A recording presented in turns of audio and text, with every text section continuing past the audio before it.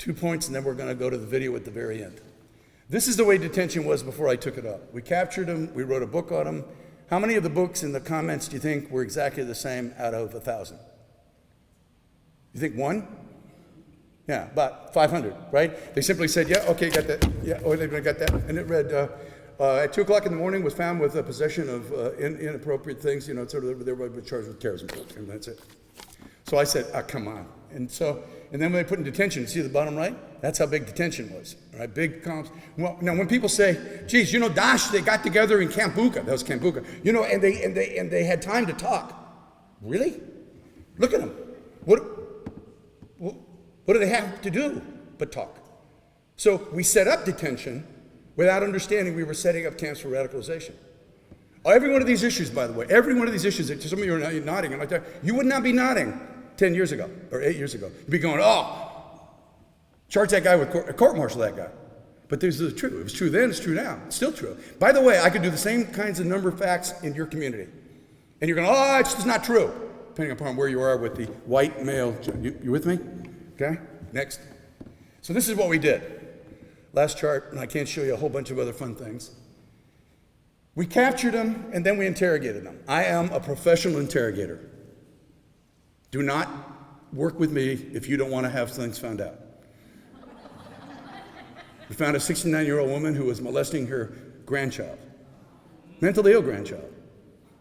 Nobody knew that, but after I got into talking to her, she admitted to it, and et cetera. So, you know, that's what I do, right?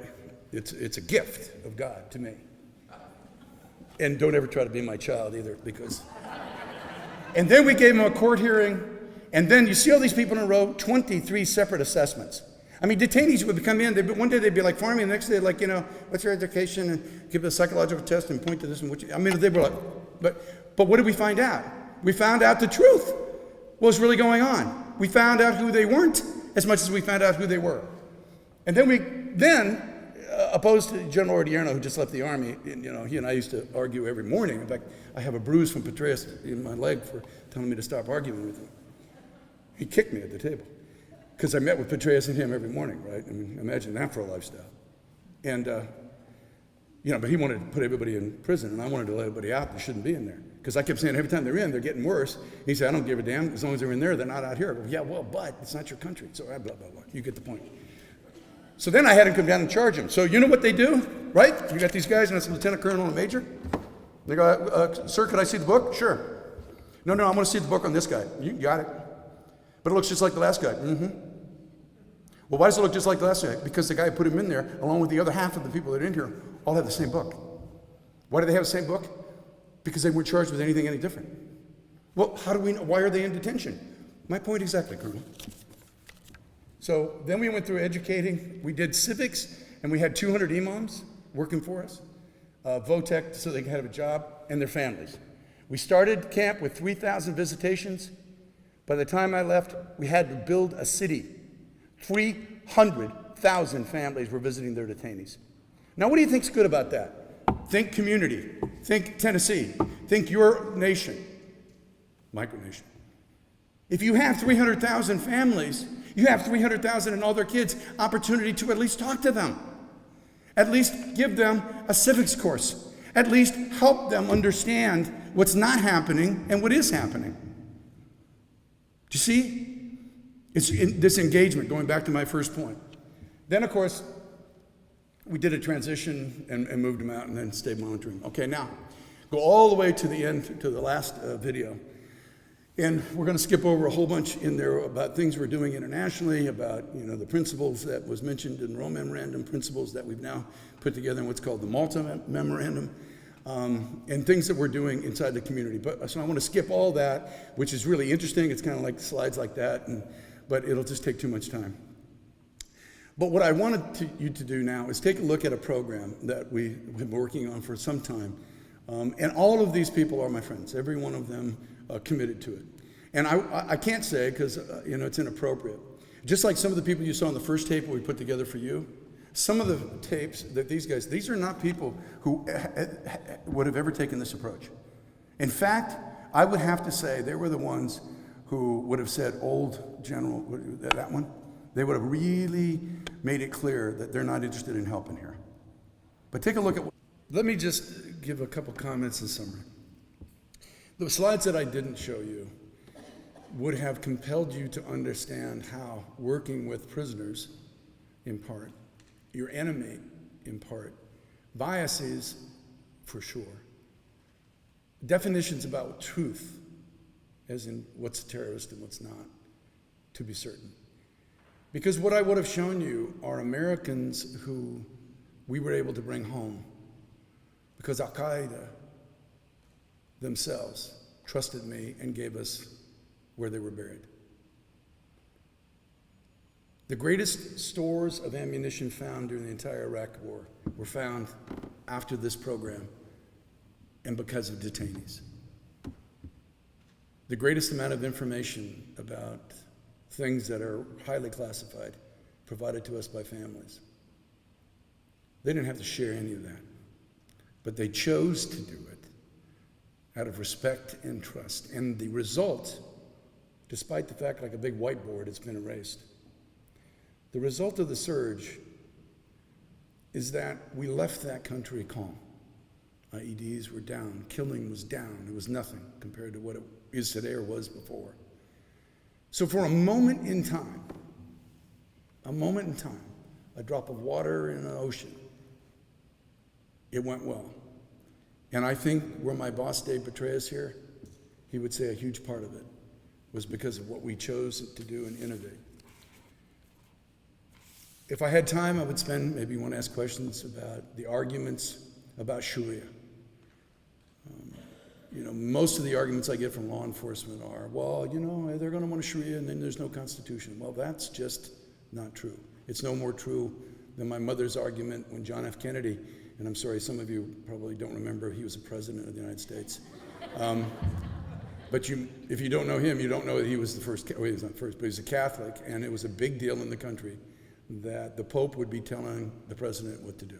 It was a huge, huge issue. And my mother said, "Are you kidding me? I don't pay attention to the Pope, and I'm like a loyal Catholic."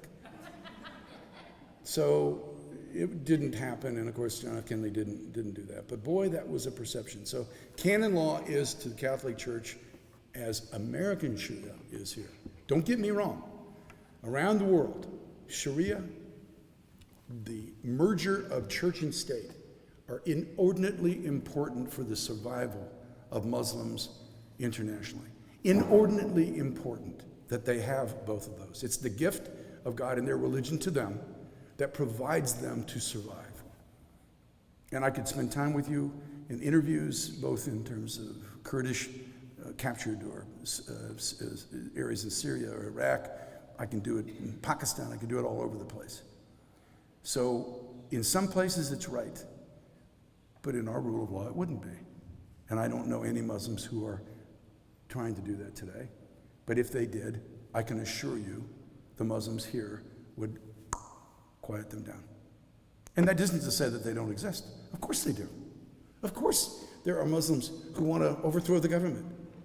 Of course there are. But the last 6 guys that I've arrested were from the Sovereign Nation gangs who want to overthrow the nation, right? They got a big piece of paper and they say, "You have no authority. Really, give me your license, proof of insurance." They're threatening. And when they pull a gun out, it gets pretty lively pretty fast. So let's be careful about that. And then the last thing I want to talk about is I have worked in prisons now for some time. My international work is probably most well known in prisons. I work in prisons. I go in prisons every day. I think every law enforcement officer should start their career in prisons. Because if you don't know what you're looking for, you don't know what you're looking for. And if you go to prison, you're going to see what you don't want, right? You're going to see it.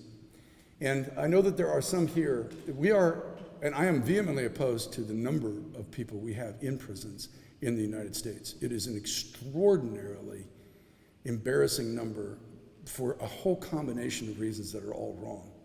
One of them is, if you go through the academy, you would understand it. If I gave you a penal code, little dinky type font with all the rules, it's that thick. And then if I gave you the vehicle code, it's that thick. And if you put those two together, cops that I know who have been at it for 20 or 30 years will tell you, I can arrest anybody for anything. And yes, you can. Because there's something in there So resting becomes a choice. And then if you put them in prison, and I know that there's some here that probably have a perspective on privatizing the prisons. I'm vehemently opposed to privatization. On the view, wow, little did I know. And the reason I don't know, obviously you have some reasons of your own, but my own reason is because I think that when you can't see it, no wonder you're looking. When I put on that badge, I had to swear, and I had to be sworn. I had to have a background investigation, looked up every damn channel that I've ever been involved with. The government, the people, in our case, said you can wear that badge. And the people take that badge away from me. I am not comfortable with non-sworn officers holding citizens and depriving them of their rights, even if they should be held in jail. So I'm opposed to that and opposed to the economic structure behind it, blah, blah, blah, but apparently, so are you. So, so I think it's wrong for our country, and it puts a lot of incentives in the wrong spot. I did not expect to end on that point. But let me just say that I genuinely thank you. You're a much smaller group than I thought we would be speaking to. Usually, I sort of say I'm the Donald Trump of prisons. I get a lot of people coming and listen. And I am not the Donald Trump of anything, by the way, but I just happen to use that because he gets such big audiences, most of them because he sells out because his seats are free. So they all take their popcorn and go, let's listen to this guy. But the reason I want to thank you is because it's hard work. And there are youngsters in this room, and there are oldsters in this room. And the interesting thing between all of you is you have no choice. You are in the same boat together. And if you can extend the same boat, the interface, the same boat mentality outside of this room, into those communities where you will be pushed up against the wall, where you will be challenged, where you will be threatened, and everything I can tell you. I don't think there's anything that's going to happen to you that hasn't happened to me. I could be wrong.